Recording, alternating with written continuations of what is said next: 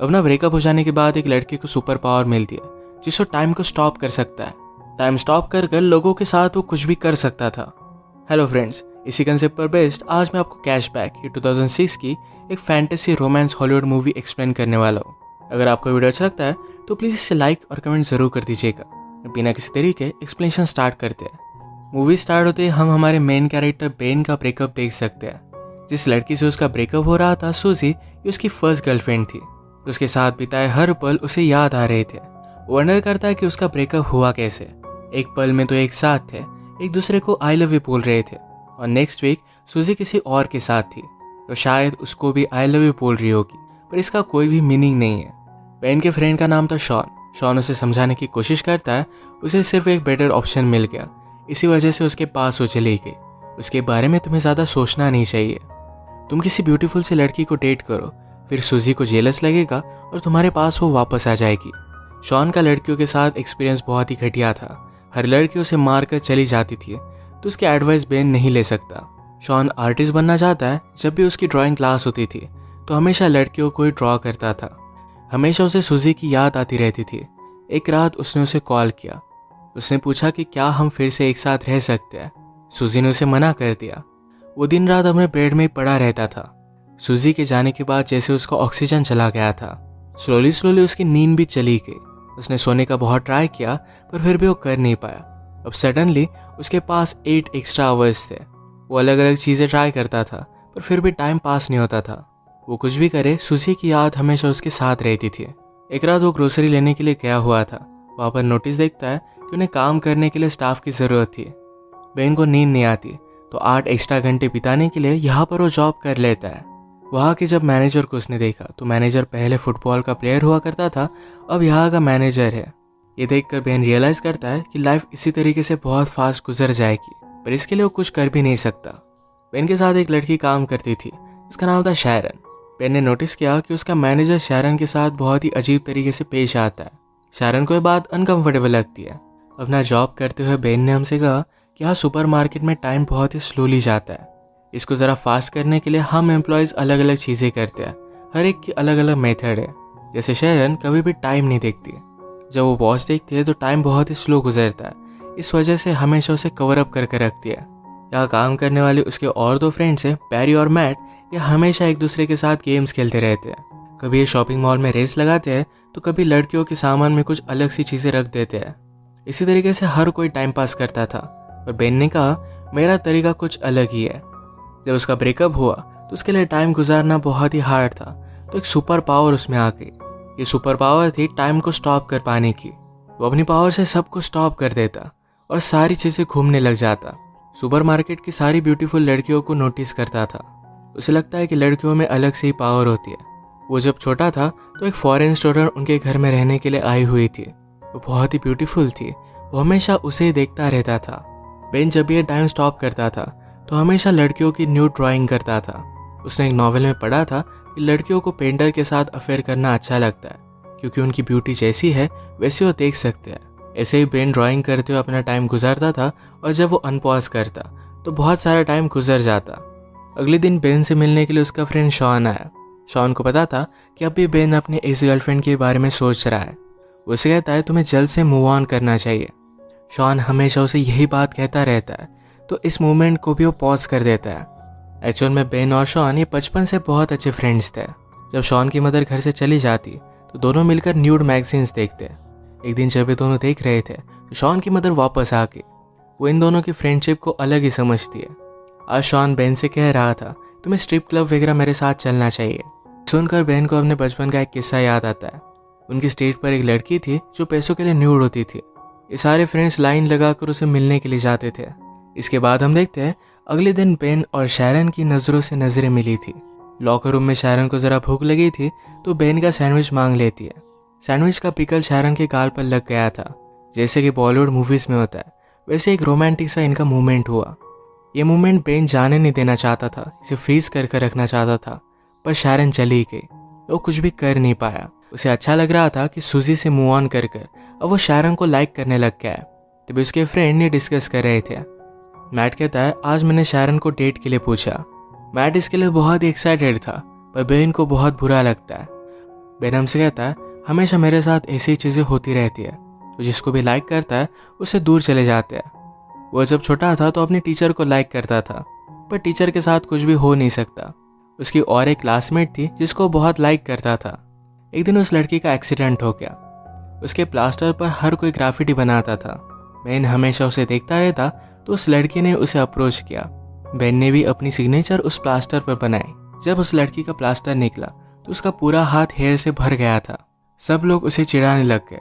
वो अकेली पड़ गई थी, तो बेन उसके पास आकर बैठा, कहा कि तुम जैसी हो वैसे ही ब्यूटीफुल हो। इसके बाद एक गर्लफ्रेंड बॉयफ्रेंड बन गए थे। एक दिन बेन ने उसे स्कूल के पीछे बुलाया, उसके पास आई और पूछती है क्या तुम मुझे किस करना चाहते हो।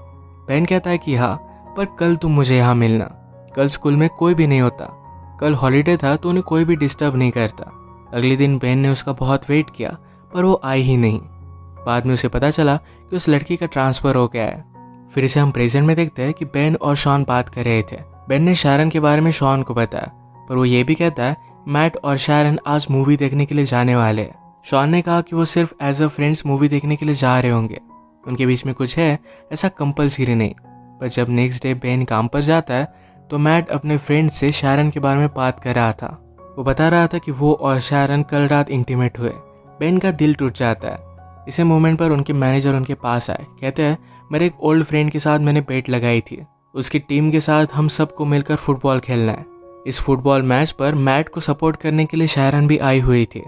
इनमें से किसी को भी फुटबॉल खेलना आता नहीं था, तो बहुत ही बुरी तरीके से हार रहे थे। ऑपोजिट टीम के 26 गोल हो गए थे और इनके 0 ही थे। बेन को बोर होने लग जाता है, तो टाइम को फिर से उसने स्टॉप कर दिया।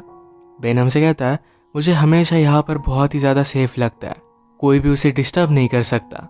वो कैफेटेरिया में गया तो अचानक से उसे कुछ आवाज़ आई। वो आसपास देखने लग जाता है। एक आदमी अनफ्रीज होकर वहाँ से भाग गया।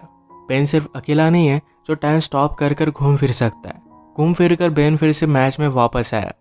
इनका लास्ट गोल था, तो मैट ने जोर से फुटबॉल को किक किया तो मैनेजर की नाक को तोड़ देता है। उसे हॉस्पिटल लेकर गया। बेन को कहकर जाता है कि शारन को घर छोड़ देना। बेन और शारन फिर कॉफ़ी के लिए आए। बेन शारन से पूछता है कि तुम और मैट डेट कर रहे हो। शारन ने कहा कि ऐसा कुछ भी नहीं है, हम सिर्फ एज अ फ्रेंड्स ही मूवी देखने के लिए गए हुए थे। बेन को ये बात सुनकर अच्छा लगा। शारन का एक बॉयफ्रेंड था, उसे ब्रेकअप किए हुए उसे 6 महीने गुजर चुके हैं। बेन भी अपने ब्रेकअप के बारे में उसे बताता है। एक दूसरे को और भी जान लेते हैं। शारन ने कहा कि नाइट में मैं स्पेनिश सीखती हूँ, उसे अलग अलग प्लेसेस घूमना है, वहाँ के लोगों के बारे में जान लेना है। स्पेनिश सीखने के बाद शायद वो स्पेन में जाकर वहाँ पर टीच करेगी।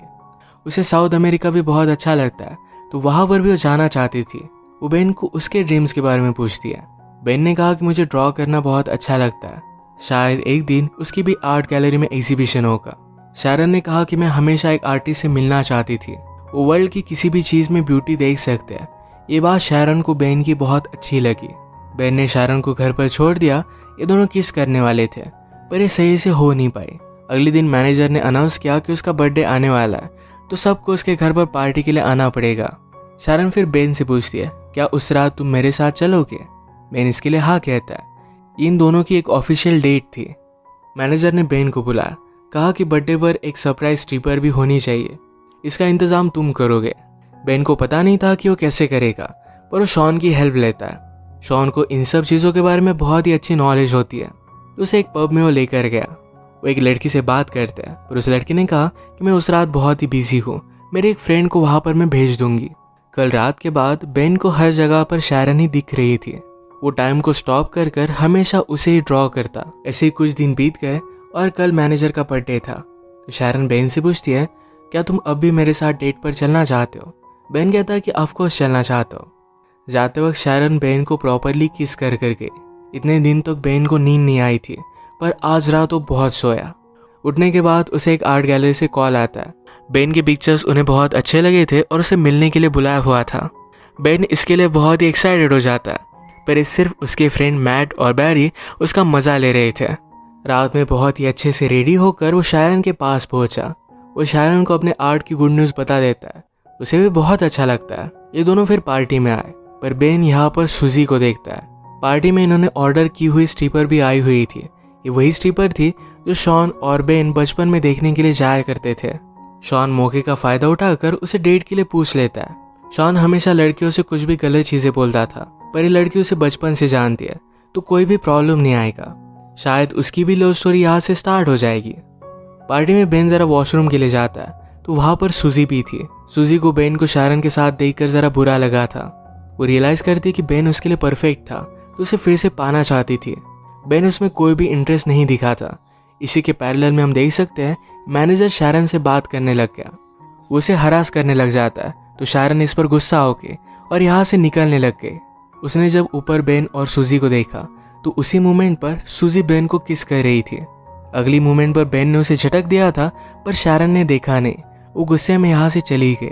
बेन रियलाइज करता है कि शारन को क्या लगा होगा। उसने टाइम को स्टॉप कर दिया, सोचा कि वो शारन को क्या बताएगा, पर कुछ भी वो सोच नहीं पाता। ऐसे उसने 2 दिन तक टाइम को स्टॉप करके रखा था। अनपॉज करने के बाद भी वो शारन को मना नहीं पाता। उसे मिलने के लिए गया पर शारन उसकी कुछ भी बात नहीं सुनती। उसे फिर से नींद आना बंद हो जाता है। जैसे हमने पहले देखा था कि बेन के फ्रेंड्स ने उसे प्रैंक कॉल कर एक आर्ट गैलरी में मिलने के लिए बुलाया हुआ है। तो बेन एक्चुअल में अपना सब आर्ट लेकर उस आर्ट गैलरी में चला जाता है। वहाँ के एजेंट से उसने बात की तो उसकी कोई भी अपॉइंटमेंट नहीं थी, पर एजेंट उसकी ड्राइंग देख लेता है। उसे ड्राइंग्स बहुत ही पसंद आई। वो बेन को अपॉर्चुनिटी देते हैं और अब उसका एक आर्ट शो होने वाला था।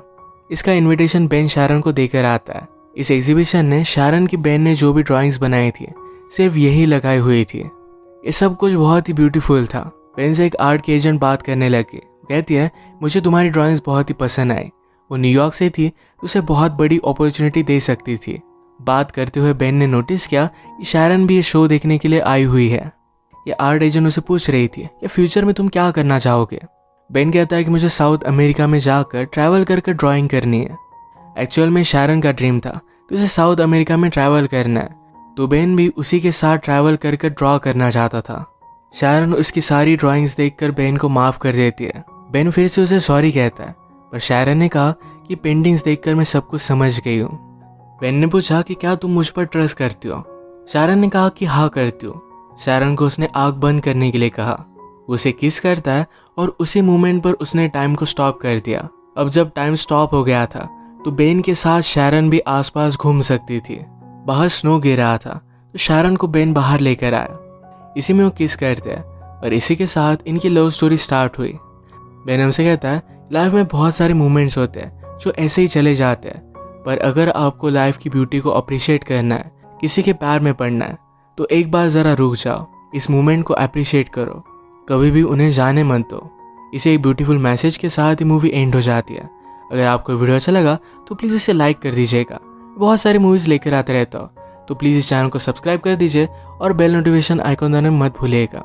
हम फिर से मिलेंगे और एक नई मूवी के साथ। तब तक के लिए थैंक यू और आप अपने आप का ख्याल रखिए।